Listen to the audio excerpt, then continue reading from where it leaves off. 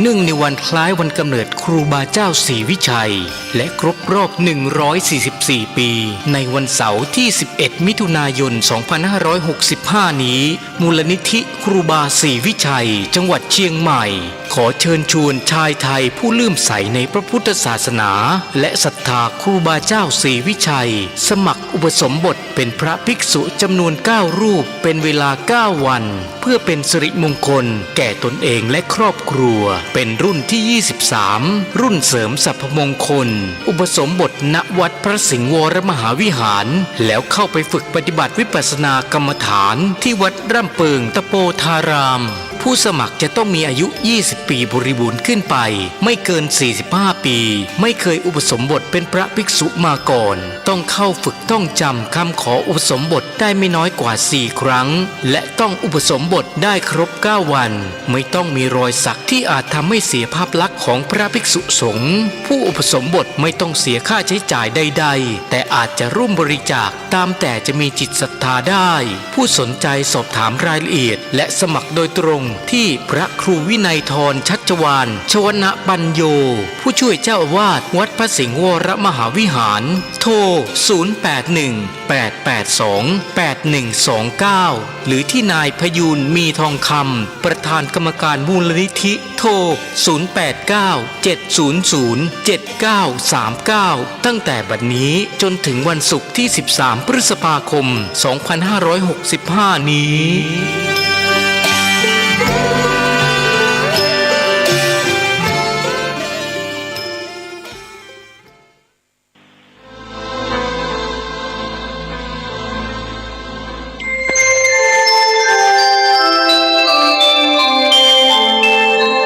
ขณะนี้ท่านกำลังฟังสถานีวิทยุกระจายเสียง FM 104.5 เมกะเฮิรตซ์ขอความนอบน้อมจงมีแด่พระรัตนตรัยเจ้า3 ประการพระรัตนตรัยองค์ที่1คือพระพุทธเจ้าพระรัตนตรัยองค์ที่2คือพระธรรมเจ้าพระรัตนตรัยองค์ที่3คือพระอริยสังฆเจ้าพระพุทธเจ้าเป็นพระรัตนตรัยองค์ที่1พระองค์ได้อุบัติขึ้นมาชาติกำเนิดเป็นชาติของกษัตริย์เป็นเจ้าชายพร้อมที่จะเสวยพระราชบัลลังก์แต่ได้สละสิ่งที่เป็นต่างโลกที่เป็นเครื่องคติยะได้ออกผนวดบำเพ็ญทุกขกิริยาจนได้สำเร็จเป็นพระโพธิญาณใต้ต้นสีมหาโพธิ์ต่อจากนั้นในฐานะที่เป็นพระพุทธเจ้าพระพุทธองค์ก็ได้ทุ่มเทพระวรกายทุ่มเทพระสติปัญญาได้เผยแผ่คำสอนของพระพุทธองค์คือสัตวโลกเป็นเวลา45 ปีจุดมุ่งหมายก็เพื่อให้สัตวโลกทั้งหลายเหล่านั้นได้พ้นจากความทุกข์โอคะสงสารบ่ต้องปิกมาเกิดได้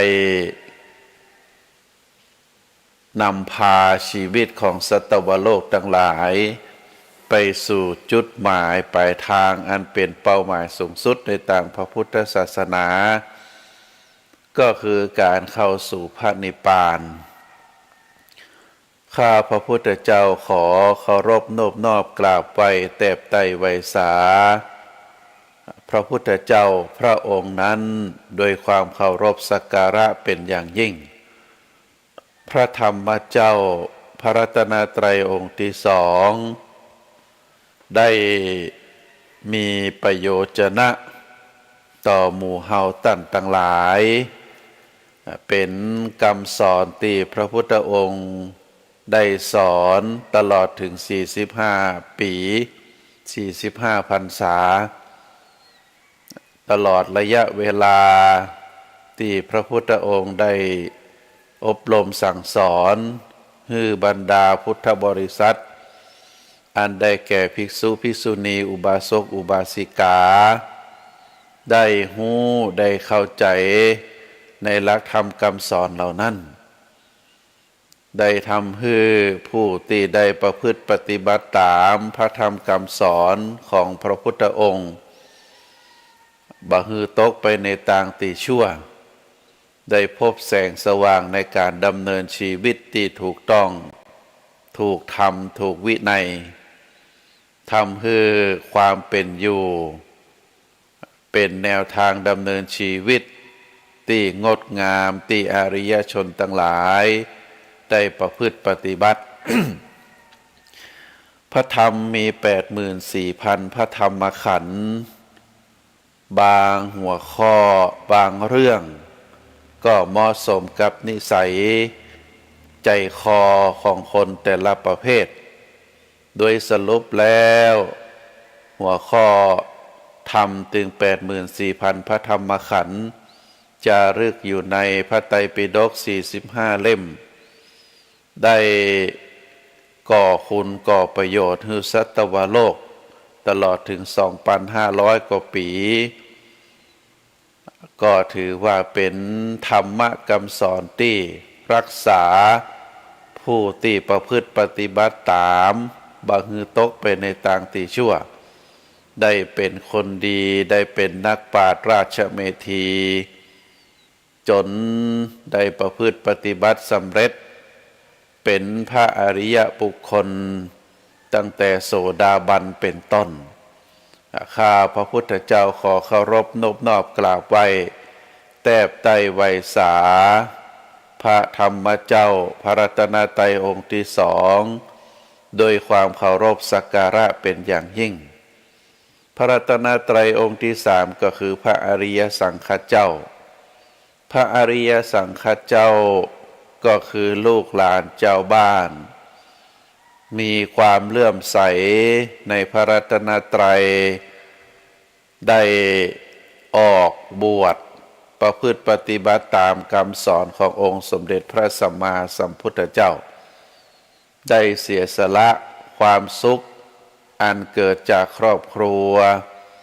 ได้เสียสละความสุขอันเกิดจากคฤหัสถ์วิสัย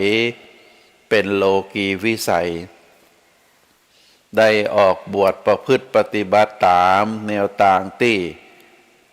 พระพุทธเจ้าได้สั่งสอนในแนวทางที่เราเรียกว่าอริยมรรคมีองค์ 8ได้ทุ่มเทความสุขได้ทุ่มเทกำลังกายกำลังใจกำลังสติปัญญาประพฤติปฏิบัติตามคำสอนจนเกิดความเข้าใจเกิดความรู้แล้วก็ได้นำเอาความเข้าใจความรู้เหล่านั้นมาเผยแผ่มาอบรมมาสั่งสอนมาเทศนาให้ศรัทธาญาติโยมอุบาสกอุบาสิกาได้รู้ตามตัวก็ถือว่าพระสงฆ์ทั้งพระอริยสงฆ์และก็สมมุติสงฆ์นั้นได้ประพฤติปฏิบัติตามคำสอนขององค์สมเด็จพระสัมมาสัมพุทธเจ้าก็คือพระธรรมและวินัยได้สืบทอดอายุพระพุทธศาสนาฮือกังกุงรุ่งเรืองมาจนถึงปัจจุบันรุ่นแล้วรุ่นเล่าก็ได้เสียสละชีวิตเสียสละความสุขอันเป็นฆราวาสวิสัยได้มาทุ่มเทรักษาพระพุทธศาสนาในฐานะที่เป็นพระภิกษุก็ทำให้พระพุทธศาสนาได้กังกุงรุ่งเรืองมาจนตราบเท่าปัจจุบันข้าพระพุทธเจ้าขอเคารพนบนอบกราบไหว้แทบไตรไวยสาพระอริยสงฆ์ตั้งหลายเหล่านั้นด้วยความเคารพสักการะเป็นอย่างยิ่งขอถวายความเคารพครูบาอาจารย์พระมหาเถรานุเถระเจ้าคณะพระสังฆาธิการตลอดถึงพระภิกษุหนุ่มสามเณรน้อยจุตนจุองค์ขอเจริญพร ศรัทธาญาติโยมนักศีลนักบุญทั้งหลายเน้อนับโอกาสต่อจากนี้ไปอาตมาภาพพระครูปริยัติกิจจาภิวัตรสำนักวัดพระสิงห์อำเภอเมืองจังหวัดเชียงใหม่ก็จะได้นำรายการสุขใจในคืนวันจันทร์เวลา3 ทุ่มเป็นต้นไปก็ได้ดำเนินรายการมาเป็นเวลาเมินพอสมควรก็จะได้น้อมนำเอาธรรมะคำสอนอันเป็นสาระธรรมอันเป็นคติธรรมอันเป็นชาดกธรรมที่ปรากฏในต่างพระพุทธหลักฐานในต่างพระพุทธศาสนามามอบเป็นธรรมะบรรณาการอาหารใจในเวลายามค่ำคืนก่อนหลับก่อนนอนเพื่อที่จะให้ศรัทธาท่านสาธุชนนักศีลนักบุญที่รับฟังรายการอยู่ได้เกิดความรู้ความเข้าใจเกิดสติปัญญาปารมีธรรมแล้วก็ได้น้อมนำไปประพฤติปฏิบัติอันจะก่อให้เกิดความสุขซึ่งเป็นความสุขตั้งใจเมื่อใจเฮาสุขแล้วความสุขนั้นก็ส่งผลมาให้ตั้งกายเรียกว่าเป็นความสุขตึงตั้งกายและก็ตั้งใจอันเกิดจากข้อวัดปฏิบัติ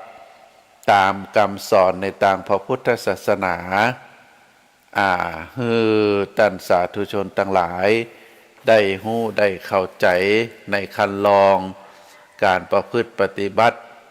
ตามคำสอนในทางพระพุทธศาสนาก่อนอื่น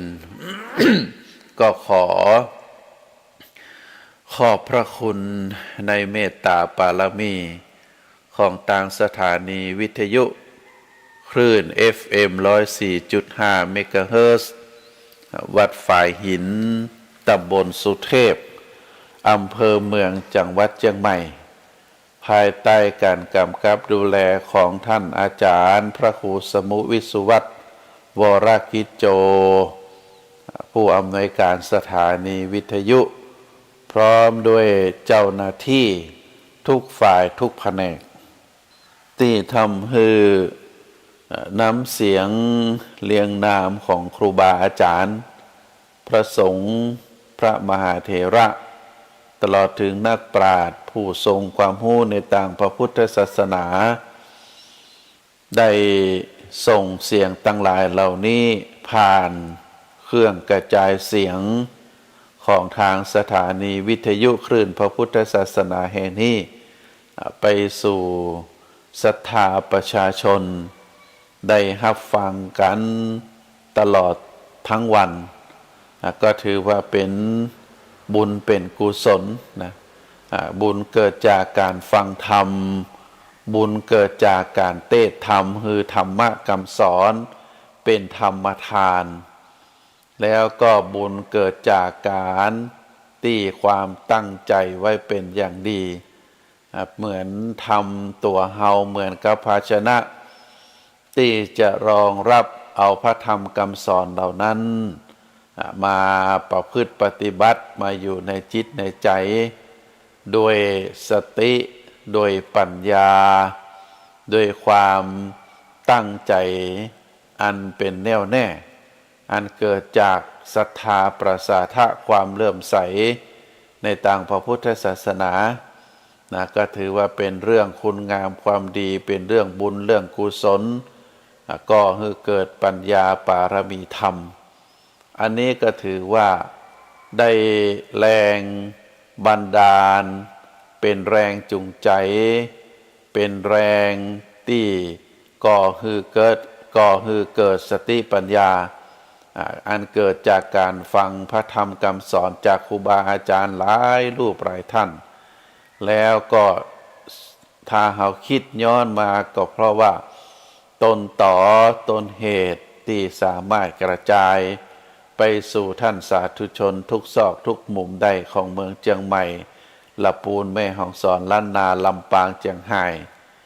ก็อาศัยเครื่องกระจายเสียงวิทยุแห่งนี้ ก็ถือว่าเป็นบุญเป็นกุศลมหาศาลท่านสาธุชนทั้งหลายวันสำคัญในต่างพระพุทธศาสนาผ่านมาเมื่อวันที่16เมื่อวันที่16กุมภาพันธ์ก็ได้ทราบได้หู้ได้หันต่างข่าวคราวต่างสถานีวิทยุต่างสื่อออนไลน์ต่างๆหลายวัดหลายวาหลายชุมชนได้ประกอบพิธีวันสำคัญในต่างพระพุทธศาสนาก็คือวันมาฆบูชาน้อมถวายเป็นพุทธบูชาธรรมบูชาสังฆบูชาตามที่เราทราบแล้ววันในรอบปีหนึ่งนั้นเฮาฮู้กันเป็นอย่างดีว่าในรอบปีตั้งแต่เริ่มต้นปีในเดือนกุมภาพันธ์ก็เป็นวันมาฆบูชาเปิดห้องว่าวันเพ็ญเดือน3บ้านเฮาก็เป็นวันเพ็ญเดือน5เพ็งก็ตรงกับวันมาฆบูชาเป็นวันมาฆบูชานี้ถือว่าเป็นวันพระธรรมโดยทั่วไปเขาเรียกว่าเป็นวันพระธรรมเพราะว่าพระพุทธองค์ได้ประกาศหลักธรรมสำคัญในต่างพระพุทธศาสนาก็คือโอวาทปาติโมกข์โอวาทปาติโมกข์ก็คือคำสอนหลักที่พระพุทธเจ้าทุกพระองค์เมื่อตรัสรู้เป็นพระพุทธเจ้าแล้วช่วงใดช่วงหนึ่งก็แล้วแต่พระพุทธเจ้าก็จะมีการประชุมพระสงฆ์แล้วก็ประกาศคือโอวาทเรียกว่าโอวาทปาติโมกข์ก็คือคำสอนหลักคำสอนสำคัญเพื่อที่จะให้พระสงฆ์ทั้งหลายได้ศึกษาได้เรียนรู้แล้วก็นำไปเผยแผ่ในกิจการเผยแผ่น้อมนำเอาพระธรรมคำสอนไปอบรมประชาชนภายใต้หลักการเดียวกันก็คือหลักการในต่างที่พระพุทธองค์ได้ตรัสไว้ในโอวาทปาติโมกข์ก็คือเว้นจากการทำความชั่วประกอบคุณงามความดีบริหารจิตบริหารใจให้มีความพุทธผ่องให้มีความสะอาดสว่างสงบอันนี้เป็นหลักการสำคัญในต่างพระพุทธศาสนาในวันมาฆบูชาเฮาจึงเรียกว่าเป็นวันพระธรรมต่อจากนั้นไปแห่มเป็นวันเพ็ญเดือน6เป็นวันเพ็ญเดือน6ภาคกลางบ้านเฮาก็ห้องว่าเป็นวันเพ็ญเดือน8เป็นวันวิสาขบูชาวันวิสาขบูชาก็เป็นวันคล้ายวันประสูติตรัสรู้เสด็จดับขันธปรินิพพานของพระพุทธเจ้าวันประสูติก็ถือว่าเป็นวันที่เจ้าชายสิทธัตถะ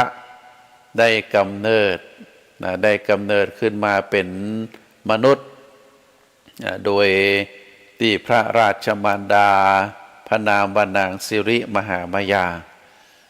ก็ได้ก่อกำเนิดประสูติในวันเพ็ญเดือน6ตรงวิสาขฤกษ์เหมือนเดียวกันวิสาขฤกษ์ก็คือเป็นวันเพ็ญเดือน6ต่อจากนั้นแห่ม35 ปีพระพุทธองค์หรือมหาบุรุษเจ้าชายสิทธัตถะได้ออกผนวดแล้วก็ทรงบำเพ็ญทุกขกิริยาเป็นเวลา6 ปีแล้วก็ได้ละการประพฤติปฏิบัติการบำเพ็ญทุกขกิริยาการทรมานทางด้านร่างกายมาประพฤติปฏิบัติบำเพ็ญเพียรทางจิตจนได้สำเร็จเป็นพระอรหันต์สำเร็จเป็นพระโพธิญาณตรัสรู้ธรรมในวันเพ็ญเดือน6วิสาขฤกษ์เหมือนเดียวกันใต้ต้นศรีมหาโพธิ์ก็หลังจากที่ได้ประสูติแล้วเป็นเวลา35 ปีได้ตรัสรู้ก็ตรงกับเป็นวันเพ็ญเดือน6แล้วก็ต่อจากนั้นแห่ม45 ปีพระพุทธองค์ได้มีพระชนมายุ80 พรรษาก็ได้เสด็จดับขันธปรินิพพาน การเสด็จดับขันธปรินิพพานหรือมรณภาพหรือการตายของพระพุทธเจ้าก็ตรงกับเป็นวันเพ็ญเดือน6วิสาขฤกษ์เหมือนเดียวกันเพราะฉะนั้นวันสำคัญในวันวิสาขบูชานั้นเฮาจึงเรียกกันว่าเป็นวันพระพุทธเพราะเกี่ยวข้องกับการประสูติตรัสรู้และเสด็จดับขันธปรินิพพานขององค์สมเด็จพระสัมมาสัมพุทธเจ้าอันนี้เป็นวันที่2วันที่3ก็คือวันอัฐมีบูชาวันอัฐมีบูชาก็คือวันถวายพระเพลิงพระบรมศพของสมเด็จพระสัมมาสัมพุทธเจ้าเจ้ามัลละกษัตริย์แห่งเมืองกุสินาราพร้อมโดยพุทธบริษัทหลังจากที่พระพุทธองค์ได้เสด็จดับขันธปรินิพพานแล้วในวันที่7ก็อัญเชิญสรีระร่างของพระพุทธองค์ไปถวายไปถวายพระเพลิงพระบรมศพวันดังกล่าวนั้นเราถือว่าเป็นวันอัฐมีบูชาต่อจากวันเสด็จดับขันธปรินิพพานไป7วันเพราะฉะนั้นก็จะตรงกับวันแรม8ค่ำเดือนวันแรม8ค่ำเดือน6เหมือนเดียวกันข้างแรม8ค่ำเพราะฉะนั้นวันสำคัญในวันที่4ก็คือเป็นวันอัฐมีบูชาต่อจากนั้น ก็แห่มเวลาเป็นเวลาแห่ม45ปีก็คือเป็นวันเสด็จดับขันธปรินิพพานของขออภัยนะก็เป็นวันอัฐมีบูชาก็ถือว่าเป็นวันถวายพระเพลิงพระบรมศพของพระพุทธเจ้าแล้วก็ในวันสุดท้ายวันที่4ที่เราถือว่าเป็นวันสำคัญในต่างพระพุทธศาสนาก็คือเป็นวันอาสาฬหบูชาวันอาสาฬหบูชาก็ตรงกับเป็นวันเพ็ญเดือน8นะเป็นวันเพ็ญเดือน8บ้านเฮาก็เป็นวันเพ็ญเดือน10ก็ตรงกับวันที่พระพุทธเจ้าหลังจากที่ได้ตรัสรู้ได้เสวยวิมุตติสุขแล้วก็ได้เดินทางไปโปรดปัญจวัคคีย์หรือ4-5 ตนซึ่งเคยอุปถากอุปถัมภ์ขณะที่พระพุทธองค์ได้บำเพ็ญเพียรทุกขกิริยาอยู่เมื่อพระพุทธองค์ได้บำเพ็ญเพียรทุกขกิริยาได้เลิกการบำเพ็ญแล้วหรือปัญจวัคคีย์ถึง5 ตนก็คิดว่าพระพุทธองค์ได้เลิกการบำเพ็ญทุกขกิริยาหันมาบริโภคอาหารอย่างเก่า ก็เกิดความเข้าใจผิดคิดว่าเจ้าชายบ่ได้ตรัสรู้เป็นพระพุทธเจ้าแล้วก็ได้ปากันไปตีป่าอิสิปตนมฤคทายวันเป็นป่าที่บำเพ็ญพจน์ของพวกฤาษีทั้งหลายพระพุทธองค์ได้เสด็จไปตีป่าอิสิปตนมฤคทายวัน ได้แสดงปฐมเทศนาก็คือธรรมจักรปวัตตนสูตรคือแก่เหล่าปัญจวัคคีย์ตึง5 ตน5 คนปรากฏว่าใน5 คนนั้นมีฤาษีตนหนึ่งชื่อว่าโกณทัญญะเป็นผู้ที่มีอายุนักแล้วก็เป็นพราหมณ์1 ใน 108 คนที่ได้ทำนายทายทักในที่พระพุทธเจ้าหรือเจ้าชายสิทธัตถะได้ประสูติแล้วก็ได้เฝ้าติดตามเจ้าชายสิทธัตถะมาจนถึงเจ้าชายสิทธัตถะได้ออกผนวดก็ได้ติดตามได้อุปถากอุปถัมภ์บำรุงเมื่อพระพุทธเจ้าได้สำเร็จเป็นพระพุทธเจ้าแล้วได้แสดงโปรดปัญจวัคคีย์ก็ปรากฏว่าโกณทัญญพราหมณ์ได้ดวงตาหันธรรมเป็นคนแรกก็จึงได้ขอทรงผนวดกับพระพุทธเจ้าเป็นพระภิกษุในพระพุทธศาสนาเป็นพระทรงตนแรกรูปแรก พระพุทธองค์ก็ได้ทรงประทานการบวชแบบเอหิภิกขุอุปสัมปทาก็ถือว่าหนึ่งได้ดวงตาหันธรรมก็คือได้สำเร็จธรรมได้บรรลุธรรมในเบื้องต้นก็คือเป็นพระโสดาบันสองได้รับการอนุญาตให้เข้าบวชเป็นพระภิกษุรูปแรกจากพระพุทธเจ้าก็ถือว่าในวันดังกล่าวนั้นพระรัตนตรัยครบถึงสามอันได้แก่พระพุทธพระธรรมพระสงฆ์จึงได้นามว่าจึงได้ชื่อว่าเป็นวันอาสาฬหบูชาแล้วคนทั้งหลายก็จะฮ้องวันอาสาฬหบูชานี้ว่าเป็นวันพระสงฆ์เพราะฉะนั้นท่านสาธุชนทั้งหลายวันสำคัญในต่างพระพุทธศาสนาจึง4 วันที่อาตมาได้เจริญพรมาก็คือวันมาฆบูชาวันวิสาขบูชาวันอัฐมีบูชาแล้วก็วันอาสาฬหบูชา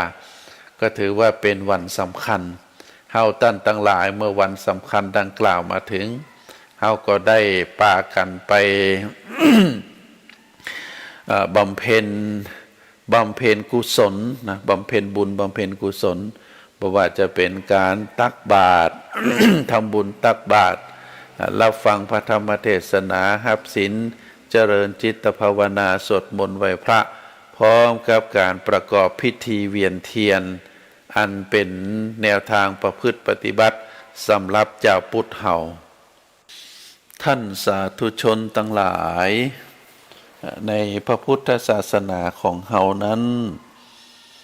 จุดใหญ่ใจความที่พระพุทธองค์ได้ทุ่มเทพระวรากายในการสั่งสอนธรรมะในการสั่งสอนอย่างลึกคือพระพุทธศาสนาได้อย่างลึกลงสู่โลกใบนี้โดยจุดมุ่งหมายก็เพื่อที่จะให้มนุษย์เฮาทุกผู้ทุกนามนั้นได้ดำรงชีวิตอย่างปกติอย่างอริยชนทั้งหลายโดยมีหลักคำสอนเป็นแนวทางในการประพฤติปฏิบัติแล้วก็เมื่อประพฤติปฏิบัติแล้วเป็นการดำเนินชีวิตที่ถูกต้องถูกธรรมถูกวินัยสิ่งที่จะโตยมาก็คือเป็นบุญเป็นความสุข อันนี้เป็นเป้าหมายสำคัญที่สุดเป็นความสุขอันเกิดจากคุณงามความดีเป็นความสุขอันเกิดจากศีลจากธรรมพระพุทธองค์บัดได้สั่งสอนให้เจ้าพุทธเฮาได้แสวงหาความสุขโดยการเอาความสุขไปอิงแอบกับวัตถุเรียกว่าสิ่งของต่างๆเช่นเฮามีบ้านมีรถมีเครื่องใจไม่สอยถ้าได้มาด้วยความขยันด้วยความขยันหมั่นเพียรด้วยการประกอบสัมมาชีพที่เฮาได้มาโดยถูกต้องถูกทำแล้วก็เป็นสิ่งที่น่าสรรเสริญแต่ว่าความสุขอันเกิดจากสิ่งของทั้งหลายเหล่านั้นมันเป็นความสุขที่บัจีรังยั่งยืนเมื่อสิ่งของทั้งหลายเหล่านั้นได้สูญหายได้เสียไปได้ถูก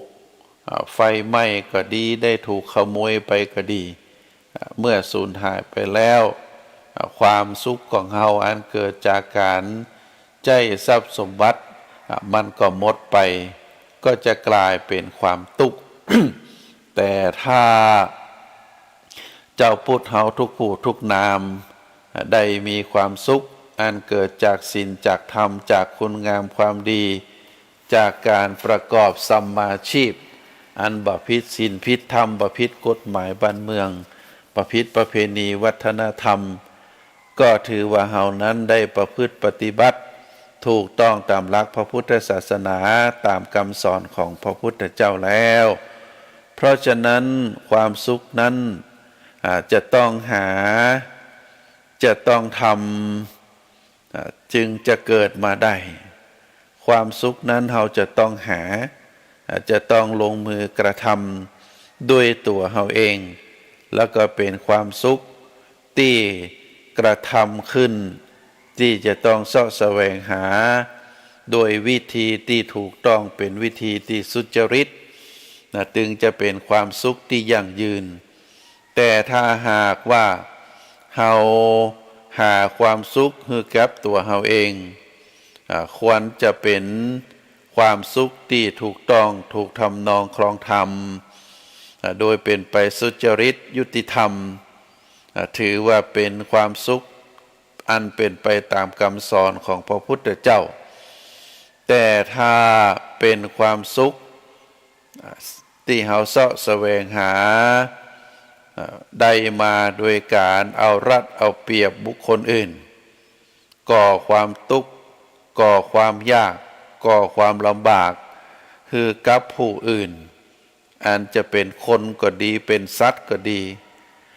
ก็คือว่าเป็นความสุขที่ยืนอยู่บนหลังคนอื่นโดยที่ตัวเองมีความสุขมีความสบายแต่คนอื่นได้รับความทุกข์ความทรมานอันเกิดจากการกระทำเสาะแสวงหาของตัวเฮาอันนี้ถือว่าเป็นความสุขที่บ่ถูกต้องเนอะศรัทธาญาติโยมต่างหลายเพราะฉะนั้นการทำมาหากินเพื่อให้ได้เงินทองมาก็ดีบ่ว่าจะเป็นอาชีพอันยังก็แล้วแต่เฮาเสาะว่าหากินทำมาหากินเพื่อให้ได้เงินทองมาการได้ยศได้ตำแหน่งโดยการเสาะแสวงหาที่บ่ถูกต้องบ่ถูกทำเปิ้นฮ้องว่าเหยียบหลังคนอื่นขึ้นก็ดีการที่จะได้ถึงความสำเร็จในสิ่งที่ตนเองปรารถนาก็ดีเพราะฉะนั้นในสิ่งที่เฮาเสาะแสวงหาเงินทองการที่เฮาได้มาซึ่งยศซึ่งตำแหน่งหรือการที่เฮาได้ถึงความสำเร็จในสิ่งที่ตนเองปรารถนาก็ดีถ้าหากว่าเฮาได้มาโดยความสุจริตยุติธรรมบ่ก่อทุกข์บ่ก่อโทษให้แก่บุคคลอื่นบ่เหยียบเปื้อนบ่เหยียบฝูงแล้วให้ตัวเองได้มาอันนี้ก็ย่อมเป็นสิ่งที่น่าภาคภูมิใจและก็บ่ก่อให้เกิดความเดือดร้อนขึ้นมาในภายหลังแต่ที่เป็นไปโดยการเอารัดเอาเปรียบคนอื่นหรือใจความได้เปรียบของตัวเองบ่ว่าจะเป็นด้านกำลังกายกำลังทรัพย์กำลังสติปัญญาหรือกำลังฐานะยศศักดิ์ไปเอาเปรียบคนอื่นซึ่งด้อยกว่าตนในทุกๆด้านโดยหวังผลเพียงให้ได้สิ่งที่ตัวเองต้องการสำเร็จลุล่วงไปเท่านั้นการกระทำเป็นลักษณะแบบนี้ก็จะมีผลทำให้ตัวเองได้รับความสำเร็จตามที่ตนเองต้องการก็จริงแต่ก็ชื่อว่าเป็นการก่อเวรให้กับคนอื่นเมื่อเฮาได้เอารัดเอาเปรียบก่อทุกข์ให้คนอื่นได้เรื่อยๆเวรก็จะพอกพูนขึ้นเป็นเท่าตัวผู้ที่ตนก่อทุกข์หรือสร้างความเดือดร้อนให้นั้นก็จะมาหาทางแก้แค้นหาทางทำลายตนอยู่ล่ำไปหรือหากเขาบ่ทำเวรนั้นก็จะโดยการที่เฮาถือว่ากรรมนะกรรมหรือความที่ผลตอบสนองวิบากผลก็จะตวยตามมาภายหลังนั่นเองเพราะฉะนั้นเวรที่กล่าวถึงก็ถือว่าเป็นกรรมอย่างหนึ่ง ซึ่งเฮาถือว่าเป็นเวรกรรมคำว่าเวรกรรมก็เป็นทั้งเวรทั้งกรรมเมื่อเป็นเวรเป็นกรรมแล้วการที่จะพ้นจากเวรจากกรรมนั้นย่อมบ่มีทางที่จะเป็นไปได้เพราะเวรกรรมเมื่อภัยก่อขึ้นแล้วก็เป็นของบุคคลนั้นโดยตลอดโดยที่บ่มีทางที่จะลบเลี่ยงไปได้อันนี้เป็นหลักคำสอนในทางพระพุทธศาสนาเมื่อเฮาตั้นทั้งหลายได้ฮู้ได้เข้าใจตามที่กล่าวมาก็คือการก่อเวรก่อกรรม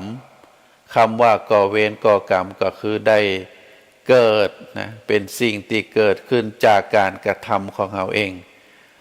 เฮามีความต้องการทรัพย์สมบัติเฮา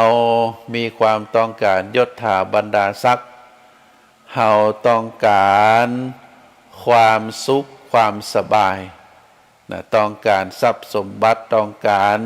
ยศถาบรรดาศักดิ์ต้องการความสุขความสบายแต่ว่าความต้องการของเฮานั้นเป็นความต้องการที่อยากได้ทรัพย์สมบัติได้ยศถาบรรดาศักดิ์ได้ความสุขความสบายแต่เป็นสิ่งที่ไปสร้างความลำบากสร้างความเจ็บใจสร้างความบ่พอใจฮือกับบุคคลอื่นฮือกับสัตว์อื่นเมื่อการกระทำกรรมการกระทำเวรสำเร็จตามที่เฮาได้ทำโดยที่เฮาได้สิ่งของได้ยศถาบรรดาศักดิ์ได้รับความสุขความสบายใจแต่ว่าบุคคลอื่นได้รับความยากได้รับความลำบากโดยการที่เฮาได้สร้างความเบียดเบียนให้กับคนอื่น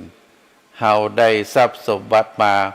ผ่านความยากความลำบากผ่านการเอาเปรียบคนอื่นเฮาได้ยศถาบรรดาศักดิ์มา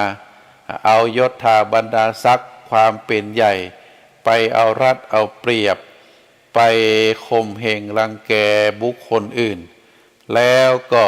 เฮาต้องการความสุขปรารถนาความสุขปรารถนาความสบายแต่เฮาก็ไปใจโดยตำแหน่งหน้าที่โดยความเป็นใหญ่โดยความมีอำนาจของเฮาไปใจบุคคลอื่นแบบฟรีแบบบ่ามีสิ่งตอบแทนใจเปิ้นเมื่อใจใดก็ใจเอาติ๊กนะอย่างที่ข่าวมาวงการศึกษา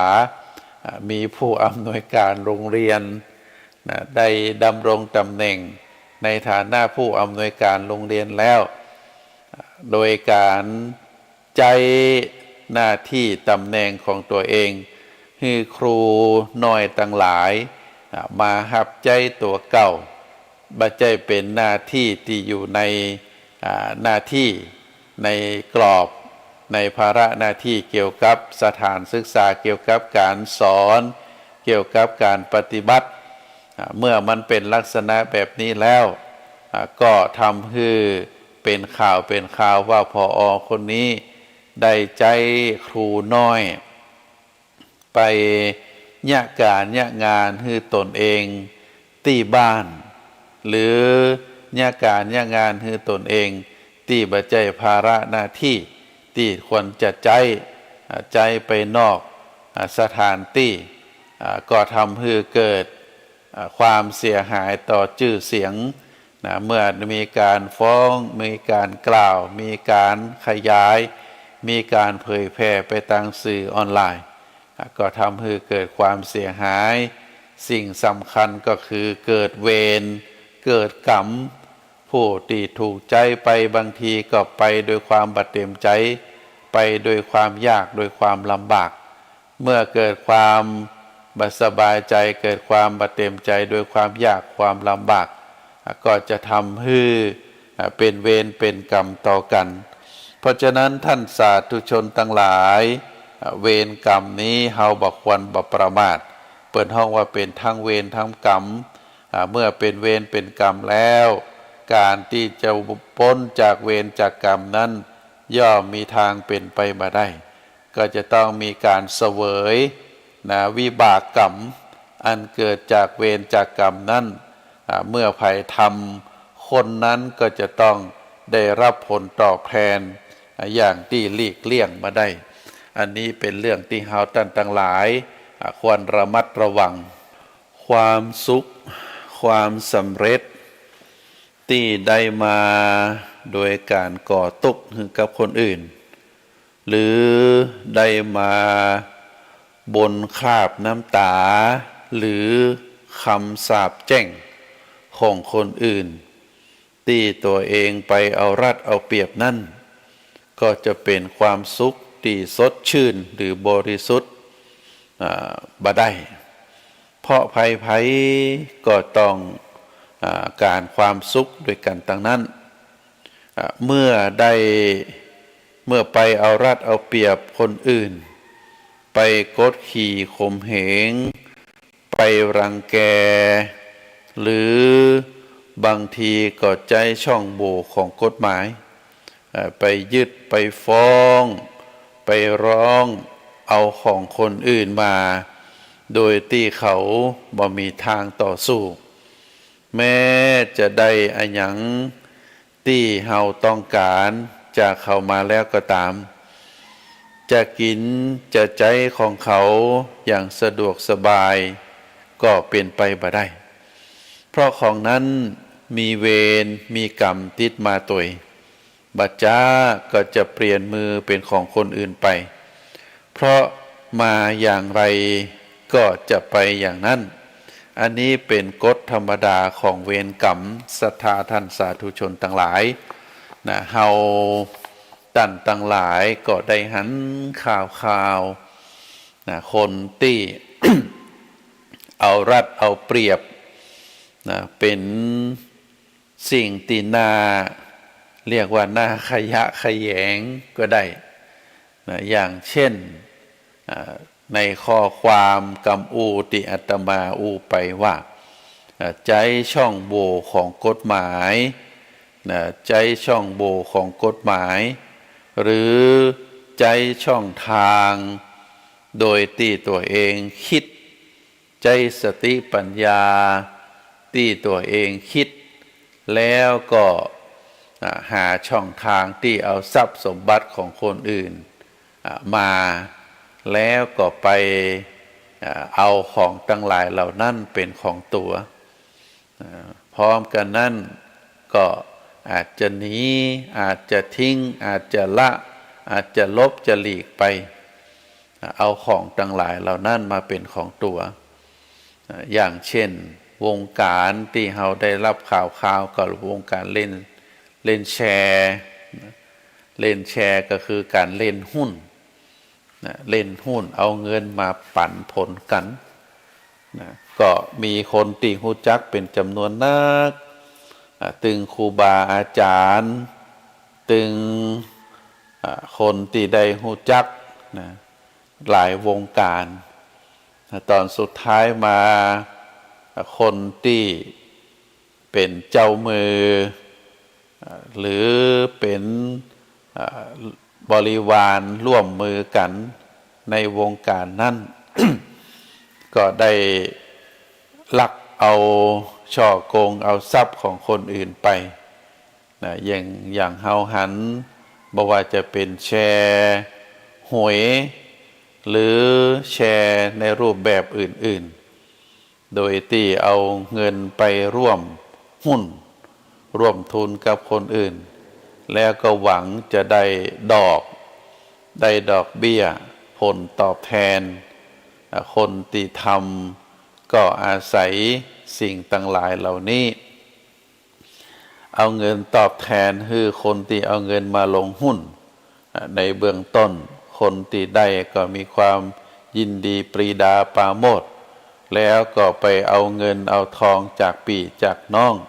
เอามาร่วมแหมจากที่เป็นหลักแสนก็เป็นหลักล้านหวังจะได้ทุนได้กำไรได้ดอกเบี้ยโดยที่ต้นทุนนั้นก็ยังอยู่ดอกเบี้ยก็ได้เดือนละหลายหมื่น ก็มีความยินดีปรีดาปราโมทย์แต่อยู่ได้บ่เมินเท่าใดทุนก็ยังบ่ครบปรากฏว่าระบบแชร์นั้นเจ้าแชร์นั้นก็ได้หายไปจากสารระบบได้มีการฟ้องร้องกันเมื่อฟ้องร้องแล้วกฎหมายต่างแพ่งเป็นกฎหมายที่จะไปยึดทรัพย์ยึดหยังก็คือมันถูกต้องตามกฎหมายเจ้าของแชร์เจ้าของที่เป็นคนเล่นหุ้นทรัพย์สมบัติตีเงินทองจากตีได้จากบุคคลอื่นมาเป็นจำนวนนักก็ได้เรียกว่าได้แล่แปรธาตุไปคือคนนั่นคนนี้ก็เอาไปที่ไหนเจ้าหน้าที่ก็หาบ่ได้คนที่โดนจับก็บ่สามารถที่จะบอกได้แล้วก็เจ้าของทั้งหลายที่ได้เอาเงินไปรวมหุ้นเปิ้นก็ได้ฟ้องร้องได้ติดตามการสอบสวนการดำเนินคดีก็เป็นเวลาหลายปีผ่านไป 4-5 ปีเป็น10 ปีก็ยังบ่คืบหน้าเงินทั้งหลายเหล่านั้นก็ยังบ่ได้คืนการที่จะต้องจ้างทนายต้องว่าความกันทีละครั้งบางคนนั่นไปคนนี้บ่ไปกว่าจะไปคบกันได้โอ้ก็เป็นเรื่องยุ่งยากอันนี้ที่ได้มามาเอ่ยตรงนี้ ก็เพื่อที่จะให้เฮาตั้งหลายได้ระมัดระวังเฮาในฐานะที่เป็นคนหนึ่งเฮาก็ต้องระมัดระวังให้ตัวเฮาบ่ถูกหลอกบ่ฮู้คนอื่นมาจุบ่ฮือคนอื่นได้ก่อกรรมทำเข็ญกับเฮาเพราะว่าผลติดตัวมาตัวเฮาก็คือได้รับความยากได้รับความลำบากอย่างกรณีตัวอย่างที่ว่าแชร์ถ้าเฮาเอาเงินไปฮือกับคนอื่นแล้วคนอื่นเอาเงินเฮาไปเฮาบ่ได้เงินนั่นปิกขึ้นมาซึ่งบางทีเงินจำนวนนั้นเฮาก็ได้เสาะว่าหาเก็บไว้เกือบตลอดชีวิตของเฮาโดยความโลภความอยากก็เอาไปฮือเปิ้นเมื่อคนอื่นเปิ้นได้เงินแล้วเปิ้นก็หนีไปได้ลบได้หนีไปความทุกข์ความยากความลำบากก็จะเกิดกับตัวเฮาในส่วนคนที่ประกอบกรรมทำเวรก็คือเจ้ามือแชร์ที่ว่าอันนั้นก็จะต้องได้รับผลลำบากได้รับเวรได้รับกรรมด้วยตัวเองอยู่ที่ไหนก็บ่เป็นสุขได้ถูกจองจำอยู่ในคุกอยู่ในตารางแล้วก็เป็นเวลาหลาย10 ปีบางทีตลอดชีวิตก็จะถูกจองจำอยู่ในเรือนจำนั้นอันนี้ก็เป็นสิ่งที่บ่ควรจะทำ ซึ่งความสุขความสำเร็จที่ได้มาโดยการก่อทุกข์ให้กับคนอื่นหรือได้มาบนคราบน้ำตาหรือคำสาปแช่งของคนที่เฮาเป็นคนไปเอารัดเอาเปรียบนั้นก็จะเป็นความสุขที่สดชื่นหรือบริสุทธิ์ก็บ่ได้เพราะภัยก็ต้องอาการความสุขด้วยกันทั้งนั้นเมื่อไปเอารัดเอาเปรียบไปกดขี่ข่มเหงไปรังแกหรือใจช่องว่างกฎหมายที่ว่าไปเอาทรัพย์สมบัติของคนอื่นโดยที่เขาทั้งหลายเหล่านั้นหู้เต้าบ่ถึงการหรือบ่มีทางต่อสู้แม้จะได้สิ่งของทั้งหลายเหล่านั้นมาก็จะใจของทั้งหลายเหล่านั้นด้วยความสบายใจก็เป็นไปบ่ได้เพราะของนั้นเป็นของที่มีเวรมีกรรมตามที่กล่าวแล้วคนที่เสียสละช่วยเหลือเกื้อกูลคนอื่นแบ่งปันความสุขให้คนอื่นได้ย่อมได้รับการยกย่องนับถือจากคนทั่วไปมากเท่าใดคนที่เอารัดเอาเปรียบแล้วก็ความทุกข์คือกับคนอื่นเพื่อประโยชน์ส่วนตัวก็ย่อมได้รับคำติฉินนินทาได้รับการถูกด่าว่าและก็ได้รับความรังเกียจจากบุคคลทั่วไปนักเท่านั้นเหมือนเดียวกันเพราะฉะนั้นก็ขอฝากคือท่านสาธุชนเฮาดำรงชีวิตเป็นมนุษย์ ก็คือเข้าใจเหมือนเดียวกันสิ่งที่มีชีวิตคนที่มีชีวิตสัตว์ที่มีชีวิตที่มีจิตใจครองมีความรู้สึกต่างก็มีความรู้สึกเหมือนเดียวกันก็คืออยากได้มีความสุขเกลียดความทุกข์อยากจะมีความสะดวกสบายบ่อยากได้ความลำบากก็เหมือนเดียวกันเพราะฉะนั้นถ้าเฮาเป็นคนหันแก่ตัวได้มีความสุขอยู่บนความทุกข์ของคนอื่นก็เป็นสิ่งที่บ่ถูกต้องบ่ถูกธรรมบ่ถูกคำสอนในหลักพระพุทธศาสนาก็ขอให้เฮาทั้งหลายได้ละเว้นการกระทำทั้งหลายเหล่านั้นแล้วก็หันมาประกอบคุณงามความดีเปิ้นสุขเฮาก็สุขเปิ้นทุกข์เฮาก็ทุกข์ช่วยเหลือเกื้อกูลซึ่งกันและกันได้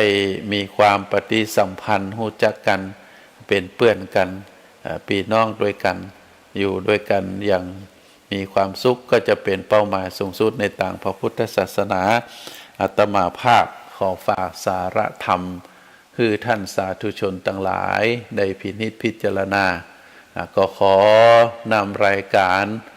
สุขใจจากท่านสาธุชนไปก่อนเอาไว้วันจันทร์หน้าเฮาก็มาปากันแฮมเนอร์ก็ขอเจริญพร